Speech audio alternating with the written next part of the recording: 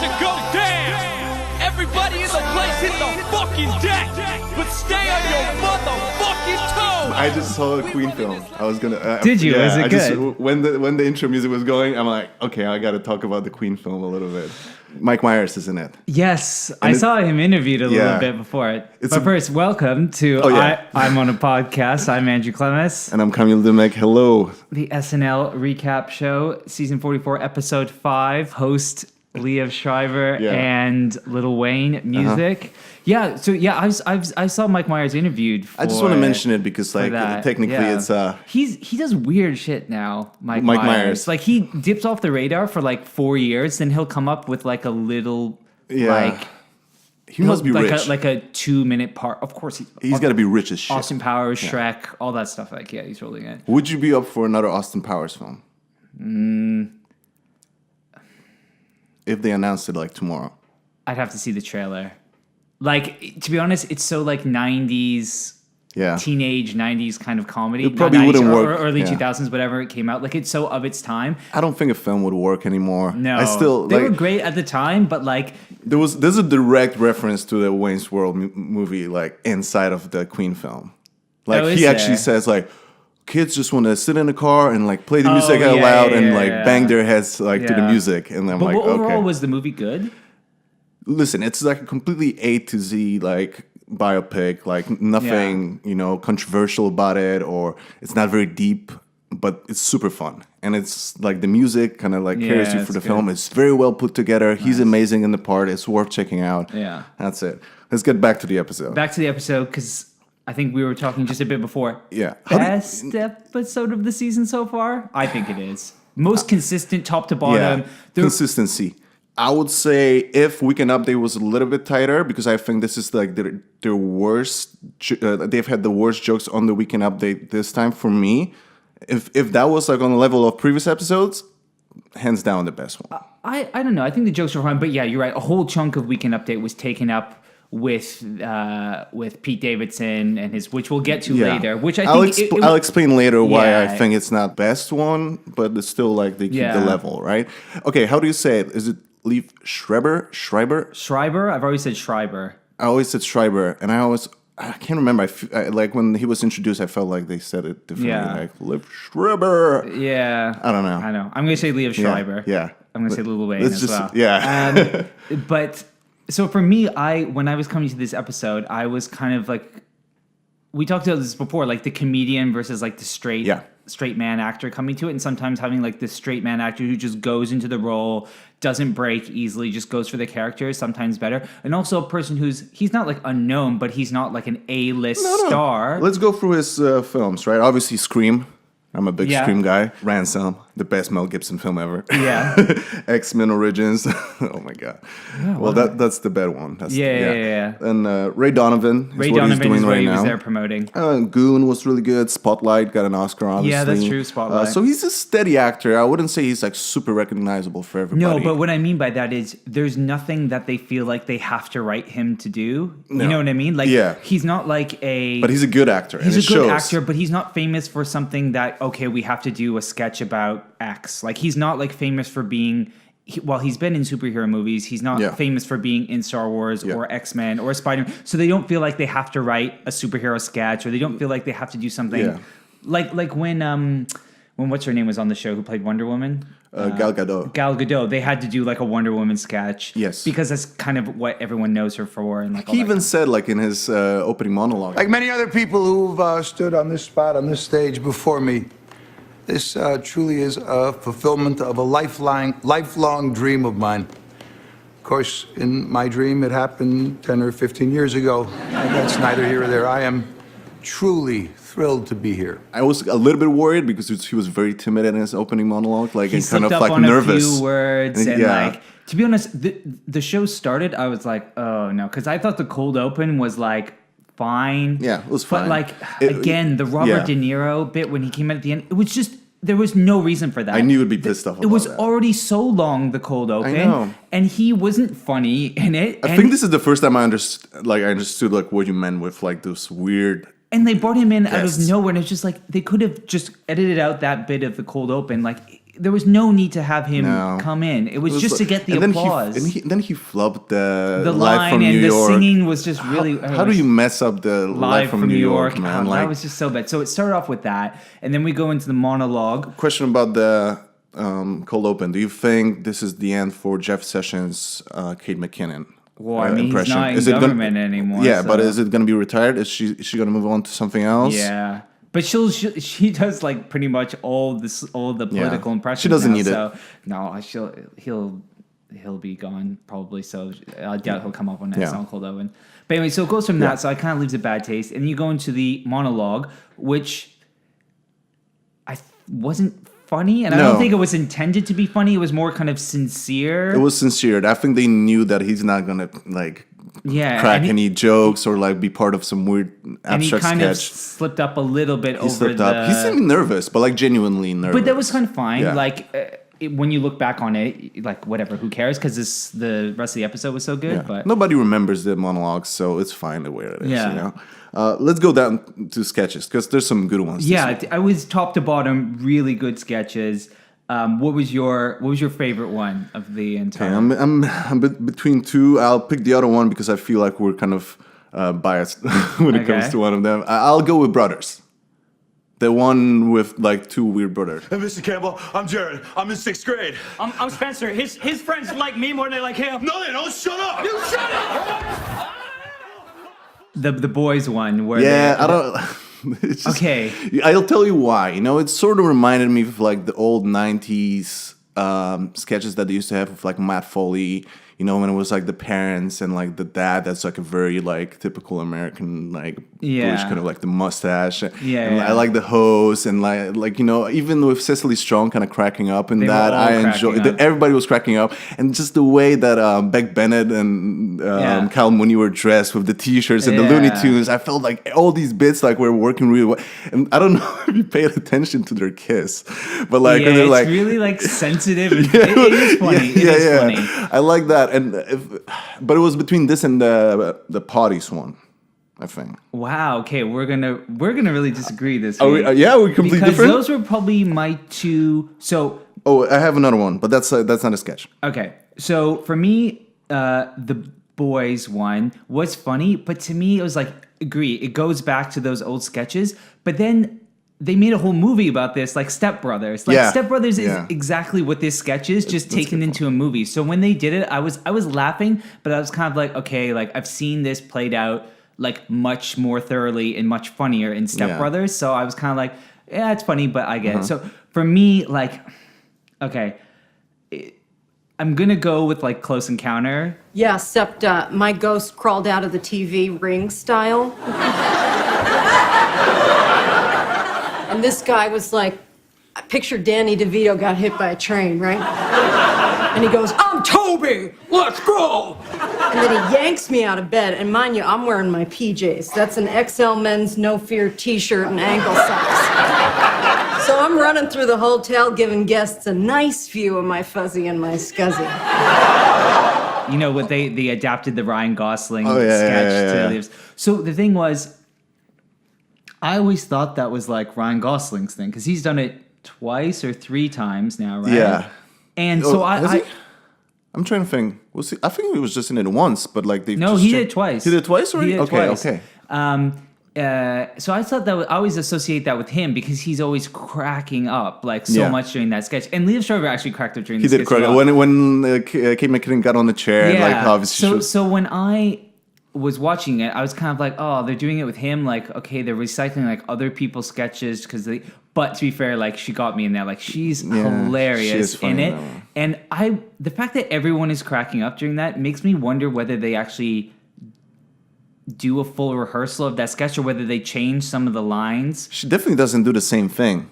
Like she doesn't get on chairs. All, and stuff. Like cracking up, so it makes like the way they're laughing makes me seem like they haven't seen it before. So I'm wondering if it's like a Stefan thing where they kind of change the lines just between dress. I think she improvs. They know their lines. Obviously, they read through them, but maybe it's like separate lines. Maybe they don't know her lines. Yeah. In that way. So like, I mean, I love that sketch. It's just I mean, I knew what to expect. I knew she was gonna do something outrageous. So maybe that's why it wasn't like my favorite. I always like look for the new one. Yeah. You know. I know, but That's true, but that's just because I went from being like, "Oh, this is Ryan Gosling singing," I'm kind of a bit like, to actually like laughing really hard at it. I was kind of like, okay, that's my favorite one.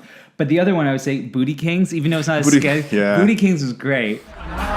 Is your ass on the menu? Okay, sorry, we're just here with our friends. Yeah, sorry guys. Cool. Have a good night. So wait, you're just gonna respect our wishes? Hell yeah. Times done changed. We on some new respectful stuff. So shake that booty. If you wanna drop that booty, it's your choice. We would love to touch your booty, but we will respect your voice. Pop that booty. If you feel it, drop it low. If you insist, we gon' treat that booty right. Cause we allies in this bitch. Booty Kings was And that's the thing of a good feature, man. With Future, Lil Wayne, like those, it was actually a really good song as well.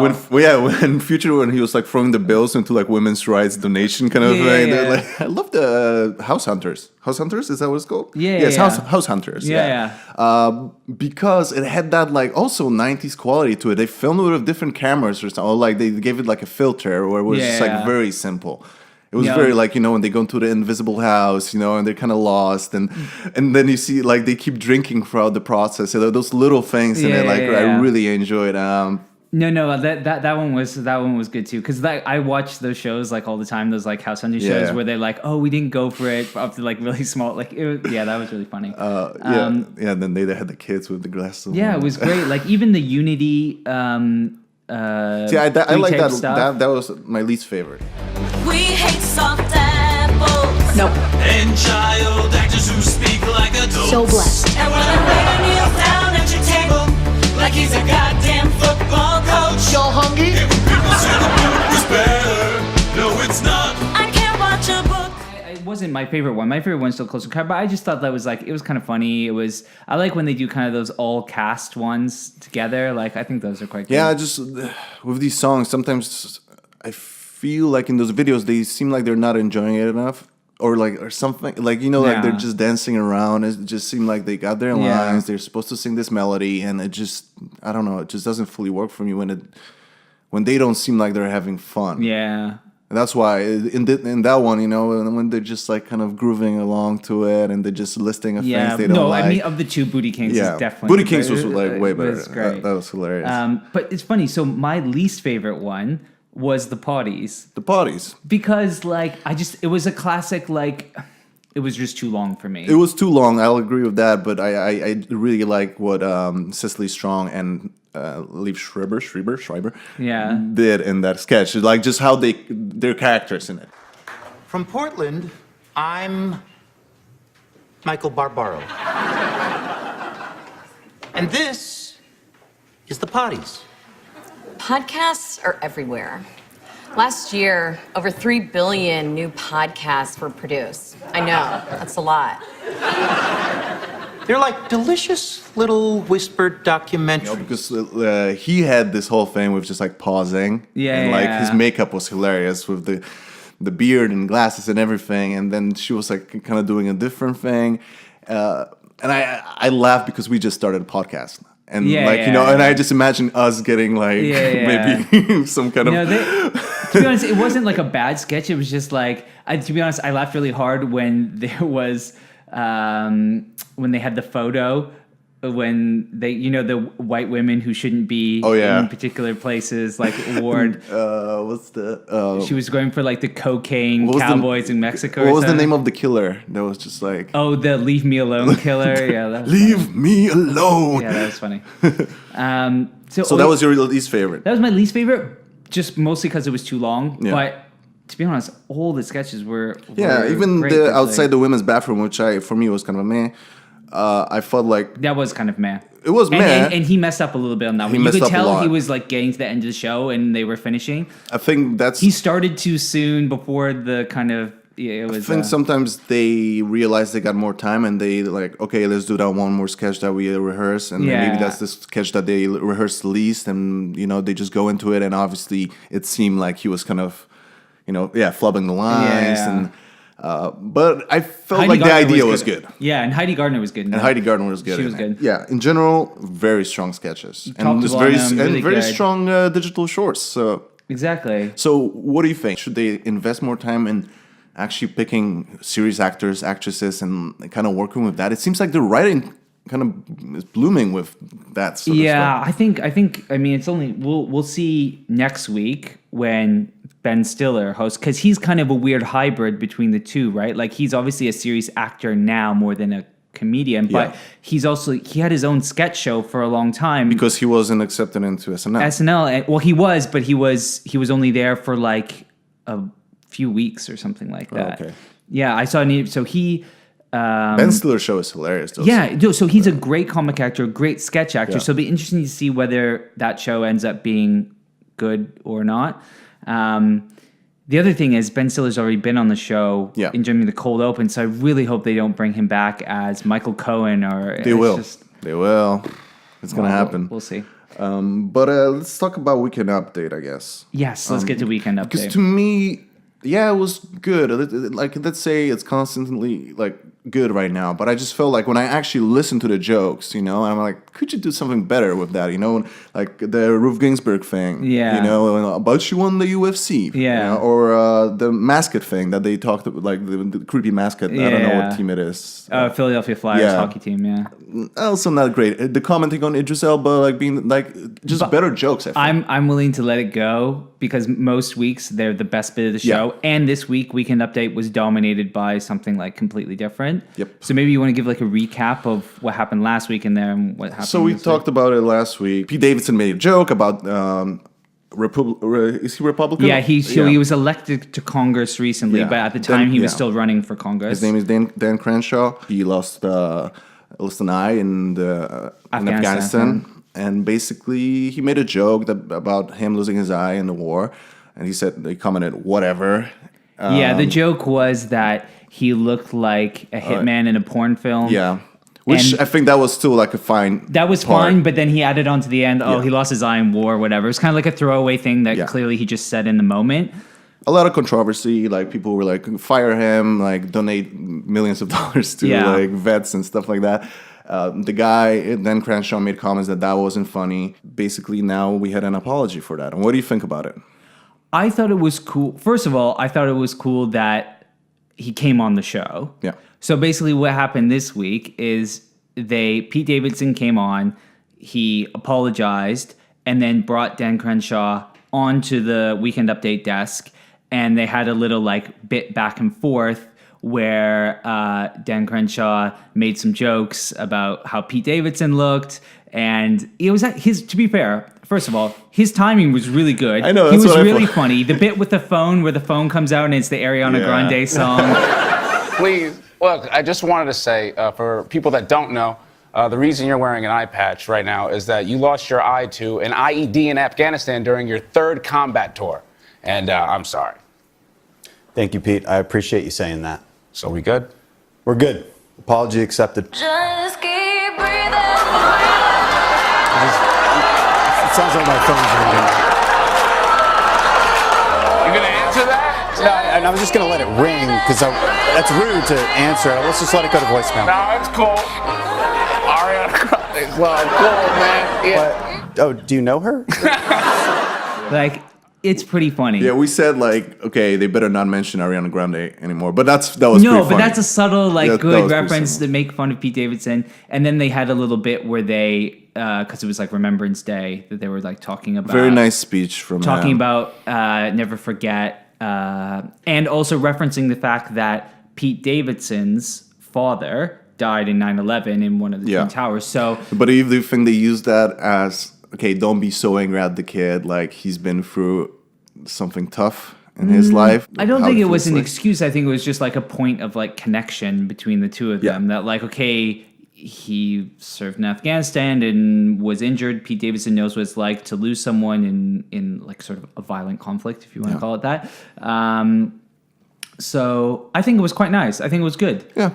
I think if it had just been like a straight apology by Pete Davidson to camera, I would have been like, but the fact that they got him to come on and that he was funny and that they did a bit about it and that he was there at the goodbyes at the end or the good nights at the end was, I thought it was kind of cool. I liked it. Okay, let's go into like the trivia section because that made me want to like actually research what happened in the past when one of the cast members said something, did something that are actually controversial. Yeah. I mean, we're going to come back to this subject because basically there's controversial guests, hosts, musical. So we're going to come back to controversial stuff. Let's just focus on cast members. There's not that many instances of this, basically. Like, not that many. For example, like in '92, Wayne's World, Mike Myers made a joke about Chelsea Clinton. Okay. That he had to apologize for. Right. Basically, I think she was 12 or 13 at the time, you know, and he basically said, adolescence has been thus far unkind to her, you know, because of how she looked like or whatever. She's going through puberty. She's going through puberty, but she can grow into a major babe. You know, like typical Wayne's World kind of thing. And then even Hillary Clinton commented, and that was uncalled for. That was pretty low. And then he wrote like a written apology to the White House. So that was one instance of someone apologizing for this sort of stuff, right? Yeah. There's a quick instance. I don't know if you remember the sketch where that was like maybe 10 years ago when Bill Hader, Andy Samberg time, Will Forte, when they would sit around the table singing like a song, Danny's song, and basically talk about their fathers and like... And vaguely, So basically they said something about Down syndrome and they had to kind of apologize for that as well. A funny one. Do you remember Jenny Slate? I do, yeah. Right. So I don't know if you noticed, she was only on the show for like a year. Yeah, she did a few a few impersonations, and she wasn't bad on it. No, she was good. And then she went on to have a pretty good film career after she was in a pretty good, a couple of good indies. I think recently in Venom. Okay, But she got fired after a year. But the rumor is it has something with the fact that she swore by accident in her first sketch ever. You know what? You freaking just threw an ashtray full of butts at my head. You know what? You stood up for yourself, and I fucking love you for that. You're in my heart, babe. You're in my heart. Oh, really? Instead of saying frickin', she said the other thing. Okay. And basically a year later, she was let go. If there's a thing you definitely don't do in SNL in your first sketch is swear. Yeah, that's true. Favorite one was the one I wanted to ask you about because you're a big Norm Macdonald fan. Big Norm Macdonald fan. Why is that? So, because he's one of those guys who's, I think he's funnier than he thinks he is. Like, he doesn't know how funny he is. He's just like a bit weird and he does whatever he wants and he doesn't care. Like, so he was famously the host of Weekend Update for 4 years, I believe. Kind of the closest to Chevy Chase. No, I mean, a lot of people will say that, after Chevy Chase, he was the best Weekend Update host that we've ever had on SNL. And he was the host of Weekend Update during the whole O.J. Simpson murder case, and obviously was making a lot of O.J. Simpson jokes. For $2.99 a minute, Cowlings will tell callers that O.J. is innocent. And for $3.99 a minute, he'll try to do it without laughing. What kind of sick society do we live in where an innocent girl is sent to prison, while a double murderer like O.J. Simpson goes free? And he got a call from the president of NBC at the time, whose name was Don Ohlmeyer. And Don Ohlmeyer basically told him to stop making so many OJ jokes, because at the time OJ was his friend. And Norm continued to make OJ jokes because Norm doesn't care. And then they fired him. Now, the weird thing about this is that everyone assumes, and it is true because it's been proven time and time again, that sort of SNL is this weird show in that it's an NBC show, but NBC really doesn't make any decisions on the show. It's all Lorne Michaels. It's his show. He's the one who created it. He's the one who still is there day to day making it happen. It's like his little kingdom, and whoever gets hired and fired is like his decisions. But this is the one instance where it's at least unclear whether he was fired by Lorne Michaels or not, because in all the interviews you read with Norm Macdonald after the firing, he's always said, "Oh no, Lorne wanted me to stay. Lorne wanted me to stay. Me and Lorne have a great relationship. He was forced to fire me because Don Ohlmeyer wanted to fire me." I mean, the official thing that that they said is just because of the bad ratings and maybe it was getting less funny. But like everybody kind of puts it on the OJ thing. Right? Everyone puts it on the OJ thing. But when you listen to it's funny. The next day after he was fired, he went on. Norm Macdonald went on David Letterman and basically like recounted the call that he had with Don Omar. The thing was, I said, okay, so you think I'm not funny? That's fine, who cares? But I said, why don't we just, I'll quit and leave the show, right? You keep your money, because you don't want to pay money to a guy that's not funny. Exactly. And then I'll go try to be funny somewhere else. Perfect point. And then he didn't like that idea. Why not? I don't know, because it's almost like a string of events, which basically, like, another thing that I heard is him comment. It's a similar situation to Pete Davidson, where he was commenting on some story, and then he, like under his nose, he kind of said, like, what the fuck was that, right? I mean, that sounds like something he would do. Something that he would do, right? And that was in April. Then OJ thing happened, I think, in between. Yeah. And then in January, he was let go. Yeah. But the interesting thing was, they took him off Weekend Update, but they said, like, you can stay in the show. But he wasn't really into doing sketches or anything. Like, he did, like, a couple impressions, but not really. His thing was Weekend Update. So after that, they were just like, okay, you can go. Because he didn't want to do sketches, and if he wasn't on Weekend Update, there was no real point. But, I mean, he's since been back to host the show. Like, not recently, but in the years after he was fired, he was back to host the show. And he was at the 40th anniversary, so... It's all good. And Don Omar is, I don't know, who knows where he is now. But he's not head of NBC anymore. Yeah, no, but it's a weird situation with him and almost now with Alec Baldwin, who's kind of walking around the streets beating up people, but he's such a friend of the show. They didn't comment on it. They didn't do any jokes about it. So are they biased? Are they like completely free? No, it's pretty much who's friends with Lorne Michaels, like... Yeah, it's true. It is a singular vision. It's true. But I'm glad that they sorted it the way they did for Pete Davidson, because I think he did a stupid thing, but firing him would have been completely over the top. And given his like popularity on the show, in that I don't think they ever would have done that. So I think it was good that they. He is getting better on it. Yeah, he was good. I was thinking about it actually.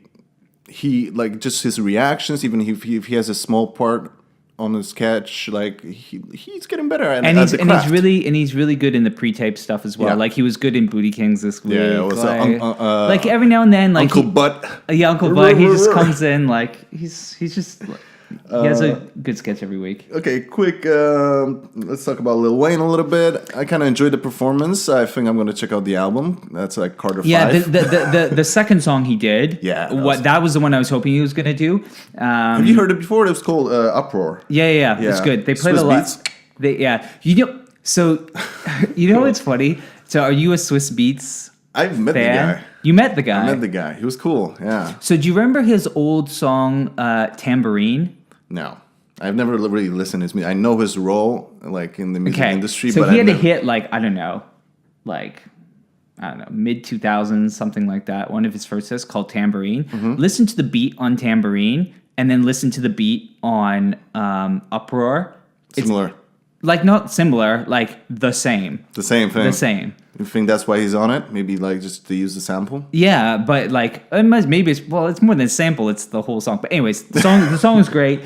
I thought it was a good performance. I thought Lil Wayne was funny in the Booty King sketch. Yeah, that was cool. The other song was called "Can't Be Broken" with Halsey. Kind of like a typical. Yeah. She had a great voice. Yeah, beautiful. Like at first I thought I was waiting to. I'm in love with her. At first I was waiting to see that this is like. She's like lip syncing because it was perfect. No, it was like that's what I was thinking as well. Like, wow, that's smooth vocals right there. But amazing. Good. I mean, out of all the hip hop performances so far, you think that was your favorite? Yeah, because who have we had? We've had Travis Scott, Kanye West, and Lil Wayne. Yeah, this was the best one. Probably the best one. Yeah. People's Choice. All right, you remember what was your favorite? Last week. Last week. What was my favorite last week? You said. Oh, I said Benihana. Oh yes, I said that. Or did I say the puppy one? Oh, you made between those two. Yeah. I think puppy won. Actually, puppy won. Well, puppy one is not there. No, that was a bad choice. America's Got Talent. Yeah, no, I'm winning, baby. That was true. 2 million views. Benihana had 1.3. Not like No, views you're weren't right. that big. Pretty bad episode. slow views. Yeah. This week, what are you thinking? I know which one it's going to be. Of the sketches, not the pre-tape stuff. Of the sketches, I want to say Potties. No. I mean, that may be your favorite. But I that's keep forgetting not that the ghost thing was on it, like the Close Encounters. Yeah, right? that's gonna be the biggest one. Because it's like that's. I don't know why I keep forgetting that the sketch was on it. Maybe because I'm used to it. And I remember it. Anyway, Close Encounters. Close Encounters. I guess we can agree there. That's going to be. People know it. And that one, and maybe like of all the bits, I mean, obviously, I think the Weekend Update thing is going to go viral, but the Booty Kings one will probably get a lot of views as well. But of the pure sketches, I think the Close Encounter one's going to get the most. Yeah, people like Kate McKinnon, they recognize it's her sketch, and the Gosling one had a shitload of views. So next week, Ben Stiller and Ella Mai, something like that. But British singer, young, X Factor. Yeah. I think signed to like DJ Mustard label or something.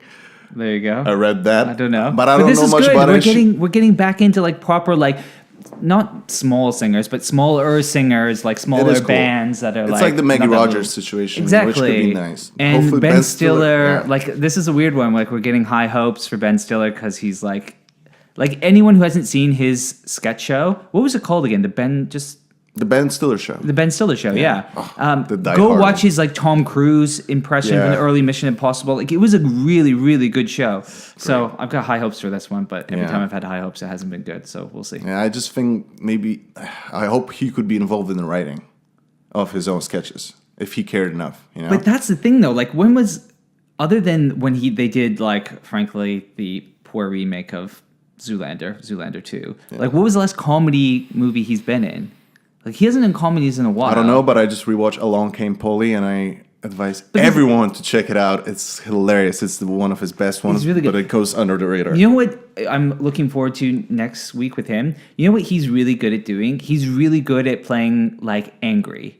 Oh, yeah. Like in Meet the Fockers and in There's Something About Mary. And, like, he's really good at being, like, angry and aggressive. So hopefully we'll do some stuff. Do you remember his cameo in Friends? When he's playing like the screamer? Yeah, exactly. He's really good at that. So hopefully they'll do some stuff with that. Yeah, that should be good.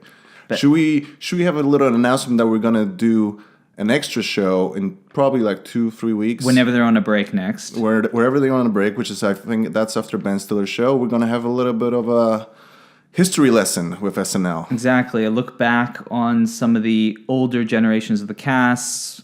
Who were they? Where did they end up? Yeah. We're gonna, I think, start with season 1, how the show came up, kind of like try to bring everybody up to speed. And then we'll kind of go through, as and when we have the time, fill in the gaps all the way up till now, hopefully. Yeah, that should be fun. So look forward to that. All right. Till next week. All right. Bye-bye. Bye.